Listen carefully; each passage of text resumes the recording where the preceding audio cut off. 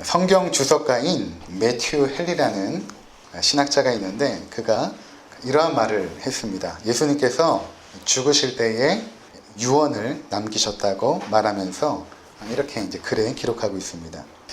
예수님께서 죽으실 때 유언을 남기셨다. 자신의 영혼은 성부께 맡기시고 자신의 몸은 아리마대 요셉에게 맡기시고 또 자신의 어머니는 사도 요한에게 부탁을 하시고 그리고 자신의 제자들에게는 평화를 유산으로 남겨놓으셨다. 그렇게 말씀을 하고 있습니다.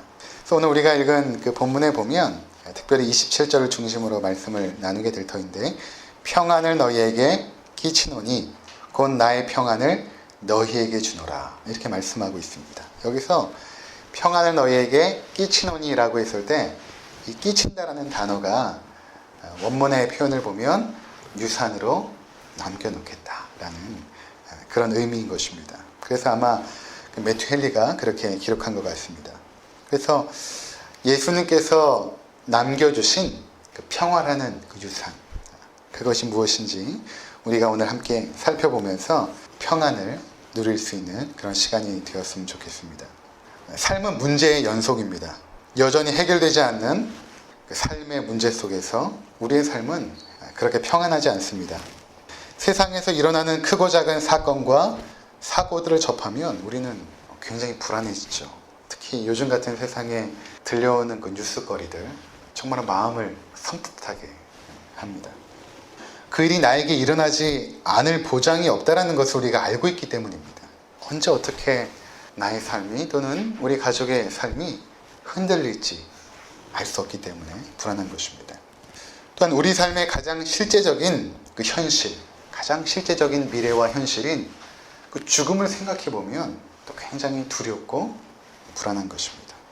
사람들과 함께 무언가를 열심히 하고 또 일을 하고 또 분주하게 삶을 살아가다 보면 그러한 생각들을 잠시 동안 잊을지는 모르지만 다시 홀로 있는 시간이 있다 보면 그러한 두려움과 무서움, 그런 불안들이 우리 가운데 엄습해 올 때가 있다는 것입니다. 불안은 우리를 조급하게 만들고 또 우리의 삶을 위축시킵니다. 뉴질랜드에 처음 갔을 때에 바다가 이제 너무 아름다워가지고 무작정 이제 뛰어들었거든요. 사람들은 이제 경치를 보러 갔지만 저는 그 바다를 누리고 싶어가지고 이제 곡을 하나 쓰고 바다에 뛰어들었습니다. 수영에는 자신이 있었기 때문에 이제 깊은 바다에 들어가서 이제 잠수를 하기 시작했습니다. 형용색색의 그 물고기들을 보고 있자니 너무나 환상적이었고 감동스러웠습니다. 물속에서 제가 깍 하고 소리 지를 정도로 그 광경이 너무 아름다웠습니다. 한참 그렇게 잠수를 즐기다가 갑자기 이제 하늘에 먹구름이 끼기 시작하면서 순간적으로 태양이 가려지고 바닷속이 깜깜해진 것입니다. 순간 제 마음속에 어떤 생각이 딱 들어왔냐면 상어가 나타나면 어떡하지? 이런 생각이 갑자기 들어온 거예요. 깜깜하니까 저 깜깜한 바다에서 상어가 갑자기 확 나타나서 나를 덮쳐버리면 어떡하지라는 순간적인 공포와 두려움이 엄습해 왔습니다. 그리고 나서 물 밖으로 나오려고 하는데 이제 몸이 움직이지 않는 거예요. 몸은 말을 듣지 않는 것입니다. 심장 박동은 점점 가파지기 시작했고 호흡은 조절이 안 되고 겨우겨우 이제 헤엄쳐서 물 밖으로 나와서 털썩 주저앉았습니다. 그리고 헉헉거리면서 이런 생각이 들었어요. 내가 정말 죽을 뻔했다. 그런데 내가 죽을 뻔한 게 수영을 못해서가 아니라 두려움 때문이었구나 라는 생각을 하게 되었습니다. 우리의 삶에 두려움이 엄습해오고 불안해지기 시작하고 하면 우리를 조급하게 만들고 우리를 위축시켜서 내가 가지고 있는 그 삶의 능력들을 바르게 사용하지 못하는 것입니다. 바르게 분별하고 바르게 판단하여서 행동을 해야 되는데 조급해지고 불안해지기 시작하면 잘못된 판단을 하고 잘못된 행동을 하게 되는 것이죠. 불안은 삶을 조급하게 만들고 위축시킵니다. 그래서 잘못된 판단과 결정으로 우리의 삶을 소모시킬 때가 많았던 것입니다. 그래서 사람들은 명상이나 심리요법을 통해서 불안을 물리치고 마음의 평안을 얻으려고 이제 노력을 하죠. 근데 그러한 노력들은 자기 체면에 빠져 어떤 신비적인 만족감을 얻는 그러한 비현실적인 평안입니다. 운동을 열심히 막 하면서 그러한 것들을, 스트레스와 그런 불안함들을 잊어버리려고 노력하기도 합니다. 또 사람들을 만나서 웃고 떠들고 대화하고 또 여행을 가서 즐기면서 삶의 불안들과 스트레스를 잊어버리려고 시도도 해봅니다. 그러나 이것들은 일시적인 해결책에 불과한 것입니다. 이러한 것들이 우리 삶의 근본적인 불안을 해결하지 못하는 것입니다. 그렇게 해서 얻은 평안은 비현실적이고 피상적이고 일시적인 것입니다. 이러한 것들은 세상이 주는 평안이죠. 세상이 주는 평안. 근데 그 세상이 주는 평안은 우리를 진정으로 평안으로 이끌 수 없다는 것입니다. 그래서 오늘 예수님께서 이렇게 말씀하시죠. 27절을 한번 보시면 평안을 너희에게 끼치노니 곧 나의 평안을 너희에게 주노라. 내가 너희에게 주는 것은 세상이 주는 것과 같이 아니하니라. 이렇게 말씀하십니다. 예수님께서 우리에게 유산으로 남겨주신 이 평안은 일시적이고 피상적이고 비현실적인 세상이 주는 평안이 아니라는 것입니다. 그러면 주님이 남겨주신 그 평안은 어떠한 평안일까? 이것을 우리가 한번 생각해 볼 필요가 있습니다. 지금 주님이 이 말씀을 하고 계실 때에 우리가 그 상황을 알 필요가 있는데 이제 조금 몇 시간 후면 붙잡히게 되고 끌려가서 십자가의 형벌을 받게 되는 것입니다. 육신적으로는 십자가라는 참혹한 고통을 겪게 되고 영적으로는 하나님과 분리되는 끔찍한 저주 가운데 처하게 되는 것입니다. 이 십자가 형벌은 가장 그 당시에 그 로마에서 행했던 형벌 중에 가장 잔혹한 형벌이거든요. 그러니까 사람을 그냥 매달아 놓고 죽이는 거예요. 그 모든 고통을 다 받고 난 이후에 죽는. 보통 건강한 청년이 보통 매달리게 되면 한 6일 정도 매달려 있다가 죽게 됩니다. 그러니까 그 6일 동안 그 모든 고통을 다 받다가 나중에 죽게 되는, 피화물을 다 쏟아내고 죽게 되는 그러한 고통이 되는 거죠. 그래서 빨리 사람을 죽게 하지 않으려고 이렇게 다리를 이렇게 평평하게 피는 것이 아니라 구부려 놓고 또 몸이 계속 밑으로 내려가기 때문에 이제 몸을 위로 계속해서 올리게 함으로써 계속 이렇게 쳐주잖아요. 숨을 못 쉬니까 사람이 계속 이렇게 몸을 올렸다 내렸다 하면서 자신 안에 있는 그 모든 진액이 다 빠져서 죽게 되는. 예수님께서 6시간 만에 죽으셨거든요. 그러니까 그 당시에 그 대제사장과 빌라도가 어떻게 6시간 만에 사람이 죽을 수 있느냐. 보통 4일에서 6일까지 걸리는 그 죽음을 깜짝 놀라죠. 그만큼 예수님께서 육신적으로 나약하셨던 분이셨어요.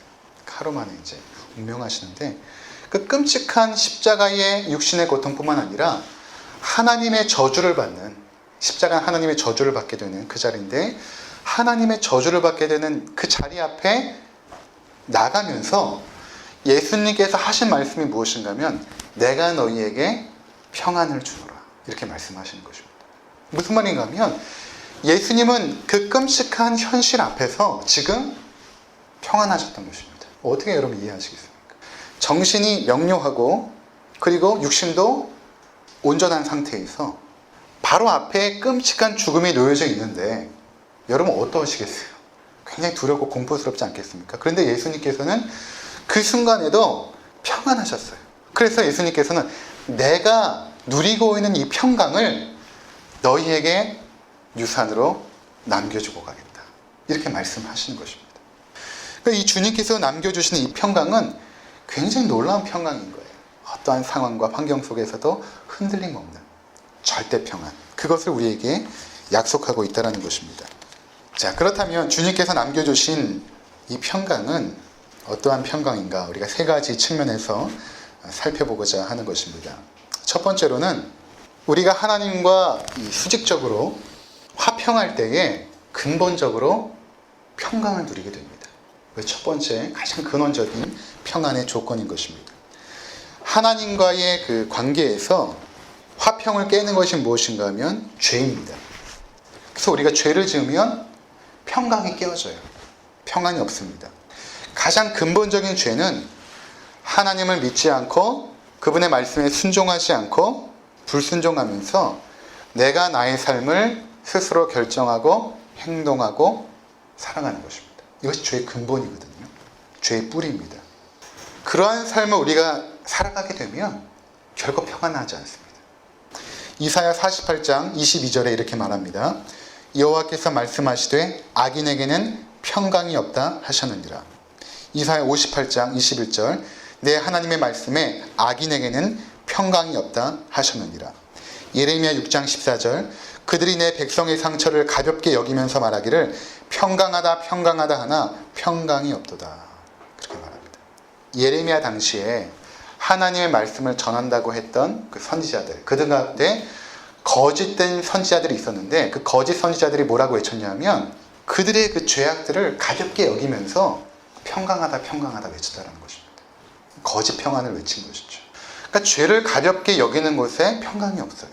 죄를 무겁게 여기고 죄가 얼마나 하나님과 우리의 사이를 분리시키는가를 그 처참한 결과를 정확하게 얘기하고 하나님이 주신 은혜를 선포할 때에 우리 가운데 평강이 다가오지만 우리가 범한 죄를 가볍게 여기면서 평강하다, 평강하다 외쳐도 평강이 없다는 것입니다. 결국 죄의 문제가 해결되지 않은 한은 우리는 이 땅에서 살아가면서 결코 평안할 수 없는 것입니다.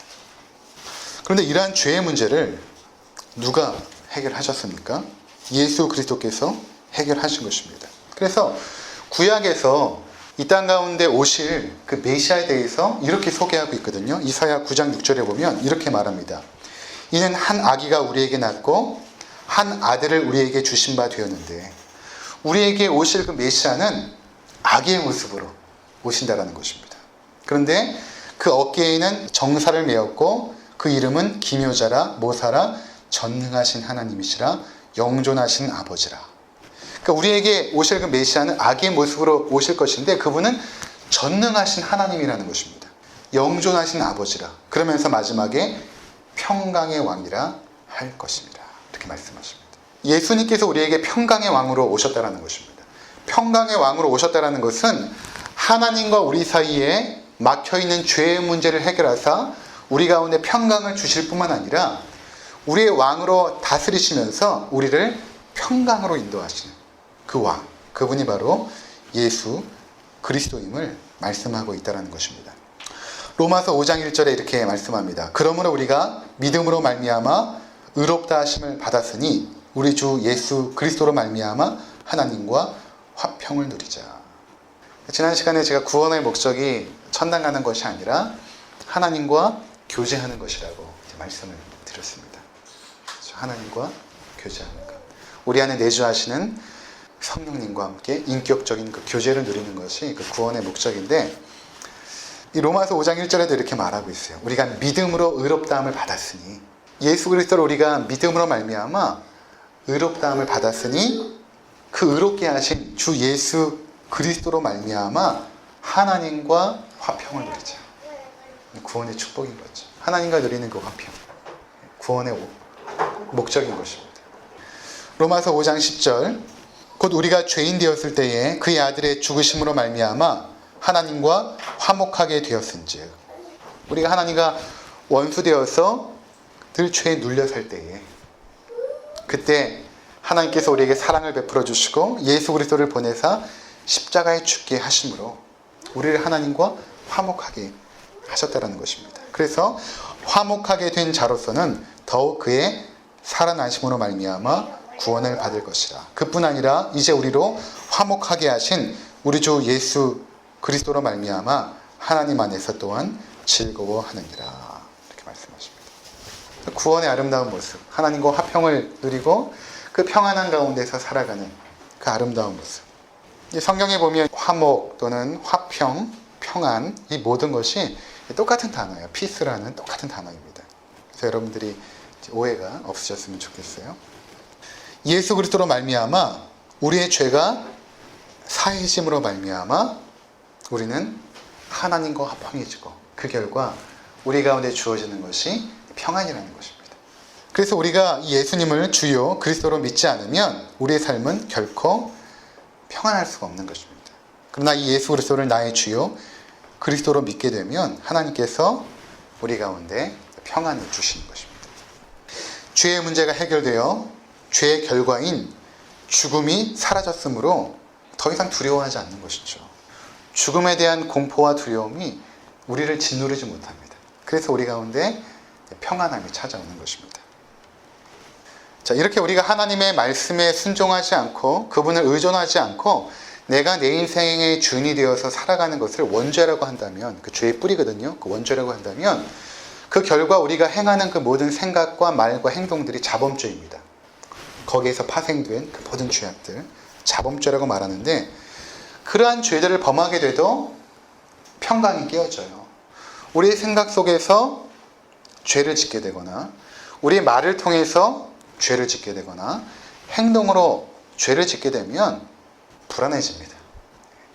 조급해지고 두려워지고. 그렇죠. 하나님의 자녀들은 특히 더해요. 그때 우리가 반드시 점검해야 될 게 무엇인가 하면 하나님과의 관계인 것입니다. 내가 왜 이렇게 불안하지? 내가 왜 이렇게 조급하지?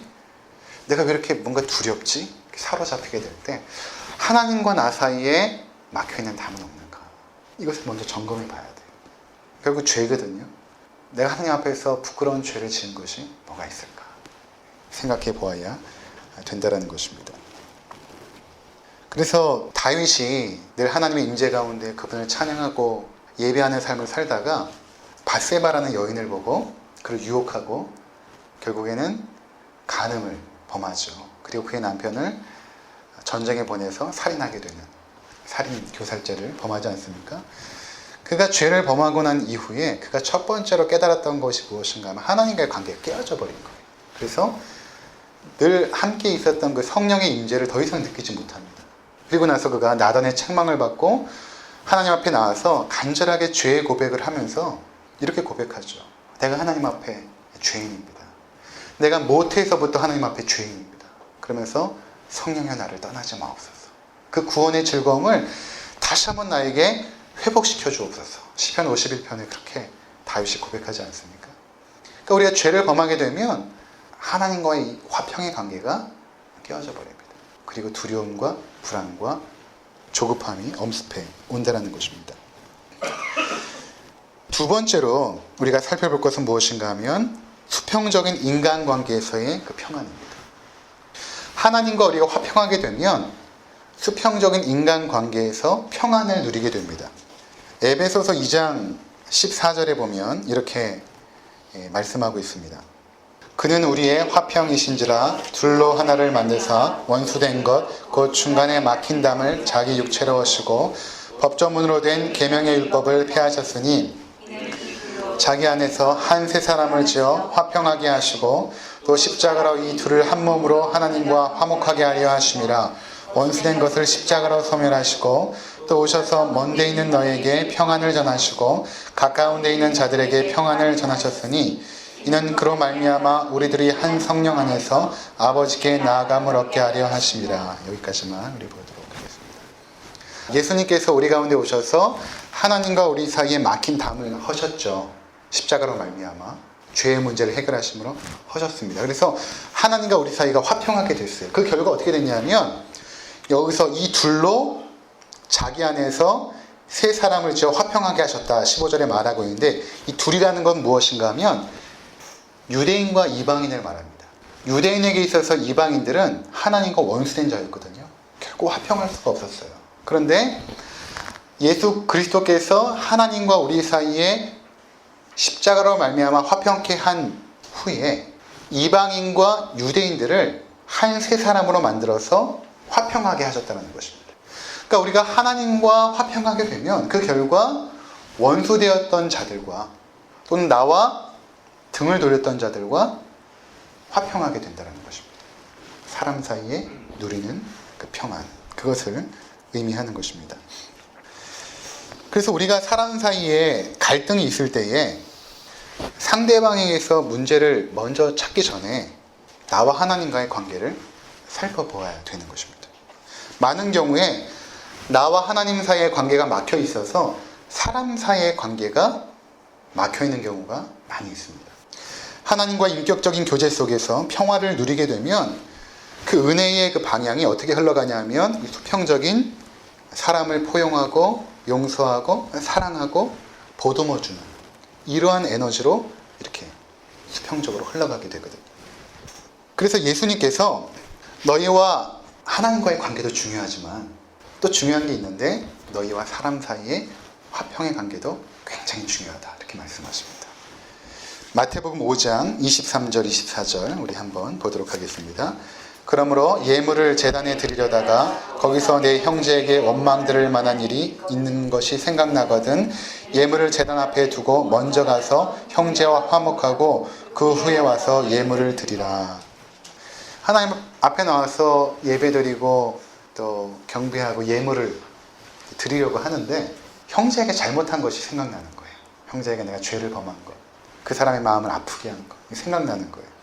그러면 하나님 앞에 예배하는 것을 멈추고 먼저 그 사람에게 가서 용서를 구하고 화목하게 된 이후에 그 다음에 와서 하나님 앞에 예배하라 이렇게 말씀하시는 것이 예수님의 말씀인 것입니다.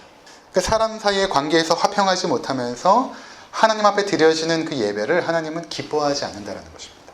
그래서 예수님께서 6장에 이제 넘어가게 되면 용서에 대한 말씀을 하시거든요. 그리고 주기도문에서 특별히 이제 용서에 대한 것을 가르치시죠. 하나님께서 너희를 용서하신 것처럼 너희도 형제를 용서하라 이렇게 말하고 있지 않습니까? 이 용서의 목적이 뭐냐면 화평이에요. 화평.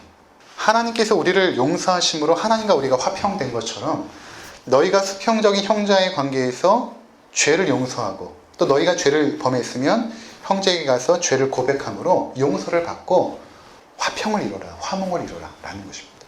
그러므로 말미암아 하나님 나라의 그 기쁨이 우리 가운데 임하는 것입니다.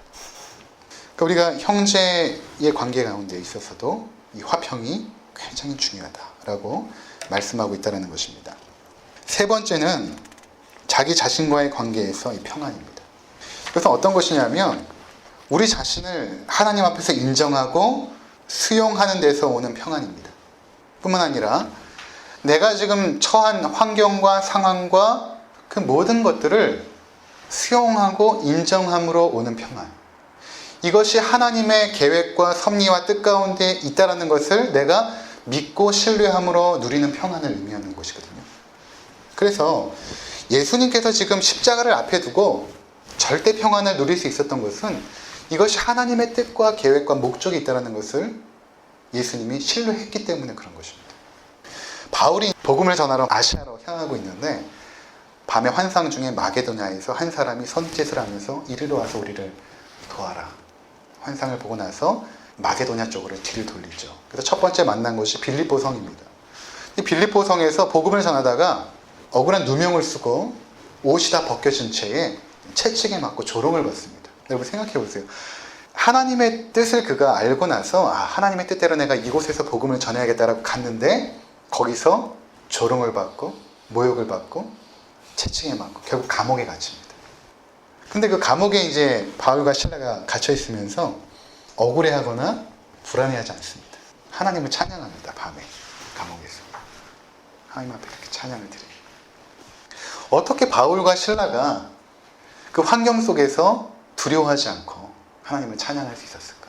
그것은 그 주어진 상황이 하나님의 뜻과 계획과 목적과 섭리 안에 있다는 것을 알았기 때문입니다. 그 결과 어떤 일이 생겼냐면 하나님이 그 밤에 옥문을 흔들어가지고 열어버리세요. 그리고 바울과 실라가 그곳을 나가죠. 그때 거기를 지켰던 간수장이 자결을 하려고 합니다. 옥문을 지키지 못했기 때문에. 그러면서 이렇게 말하죠. 내가 어떻게 하면 구원을 받을 수 있겠습니까? 바울에게 말하자 주 예수를 믿으십시오. 그러면 당신과 당신의 가족이 구원을 얻게 될 것입니다. 그리고 그 간수의 집에 가서 복음을 전하고 가족이 예수님을 믿습니다. 이것이 빌립보 교회의 시작이에요. 놀랍지 않습니까? 하나님의 뜻과 계획 속에서 걸어가는 길에 어려움이 있을 수 있거든요. 전혀 뜻하지 않아요. 근데 그 가운데서 앞이 보이지 않지만 내가 평안을 누릴 수 있는 것입니다. 하나님의 계획이 있다. 내가 알지 못한 하나님의 섭리가 있다. 신뢰하고 믿는 것입니다. 그때 평안할 수 있어요. 바울은 자신에게 이제 고질병이 있었어요. 정확히 어떤 건지 알지 못하지만 학자들은 뭐 간질이다, 또는 눈이 잘 안 보인다. 뭐 여러 가지 이제 이야기하지만 정확한 것은 몰라요. 그런데 그 몸에 있는 그 건강의 어려움을 위해서 간절히 하나님 앞에 3번을 기도합니다. 간절히 기도해요. 3번을 기도했다는 것은 더 이상 기도할 필요가 없을 정도로 완벽하게 기도했다는 것을 말합니다. 고린도후서 12장 8절과 9절 이것이 내게서 떠나가게 하기 위하여 내가 주께 3번 간구하였더니 나에게 이르시기를 내 은혜가 내게 족하도다. 이는 내 능력이 약한 데서 온전하여짐이라 하신지라. 그러므로 도리어 크게 기뻐함으로 나의 여러 약한 것들에 대하여 자랑하리니 이는 그리스도의 능력이 내게 머물게 하려 함이라. 자신의 상황을 바울이 전혀 낙심하거나 괴로워하거나 슬퍼하거나 우울해하지 않아요. 그냥 그것을 받아들이고 수용하고 평안을 누리고 기뻐합니다. 왜 그렇습니까? 하나님이 허락하신 상황이라고 믿고 수용하는 것입니다. 그 하나님 우리가 신뢰하지 않으면 평안을 누릴 수가 없어요. 왜 하나님이 나에게 이런 어려움을 허락하셨나요? 라는 하나님에 대한 적대감이 아니라 우리가 알지 못하는 하나님의 선하신 뜻과 계획과 섭리가 있음을 믿음으로 수용할 때에 비로소 하나님의 평강이 우리 가운데 임하게 되는 것입니다. 내 자신을 바라볼 때 때로는 되게 초라해 보일 때가 있어요. 너무나 나약한 내 자신을 볼 때가 있죠. 근데 이 모습을 내가 수용하고 인정하는 것입니다. 하나님이 나를 이렇게 만드셨으니까. 그때 평안이 찾아오는 것이죠. 우리 주변 사람들에 대한 불만이 있을 수 있어요. 또는 내 상황과 환경에 대한 불만들이 있을 수 있습니다. 근데 그때도 하나님께서 나에게 허락하신 그 모든 것이라고 수용하고 인정하는 것입니다. 그때 우리는 하나님이 주시는 그 평안을 누리게 되는 것입니다. 사랑하는 성도 여러분, 주님께서 그분이 누렸던 그 평안을 우리에게 유산으로 남겨놓으셨어요. 하나님과의 관계에서 누렸던 평안, 또 주변의 사람들과의 관계에서 누렸던 그 평안, 그리고 자신 안에서 누렸던 그 평안. 이 세상에 줄 수 없는 평안을 주님께서 누리시다가 우리 가운데 선물로 남겨두실 것입니다. 우리가 이 땅에 사는 동안 그 주님이 유산으로 남겨두신 그 영적인 절대적인 평안을 누리고 사시는 우리 모두가 되시기를 주의 이름으로 축원을